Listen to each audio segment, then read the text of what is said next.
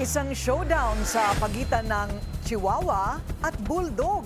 Maanghang na salita ang pinakawalan ni Davao City Representative Paulo Duterte at Coast Guard spokesperson for the West Philippine Sea spokesperson Jay Tariela. Laban sa isa't isa. Saan na ba nag-ugat ang kanilang word war? Alamin sa agenda report ni Andrea Salve.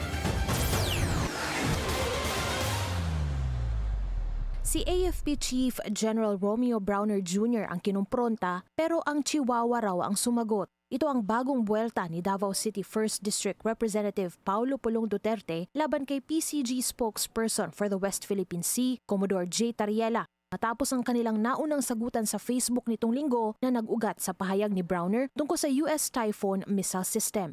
Sa panibagong post sa Facebook, sinabi ni Duterte na dapat itigil ni Tariela ang paggamit sa PCG para sa kanyang personal na ambisyon. Isa raw kasing discharged PMA cadet ang tagapagsalita na ngayon ay sumusubok na umangat sa pwesto sa pamamagitan ng pagiging sipsip at pag-atake sa mga kalaban ng administrasyon. Kung nais daw ni Tariela na respetuhin, kailangan niya itong pagsikapan.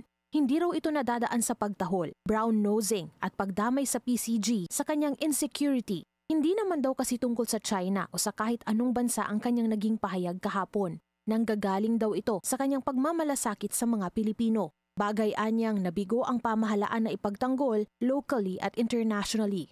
Ang mga pahayag daw na nang uudyok imbis na umiwas sa anumang military confrontation ay hindi magandang ideya lalo na kung hindi ito kakayanin ng isang bansa.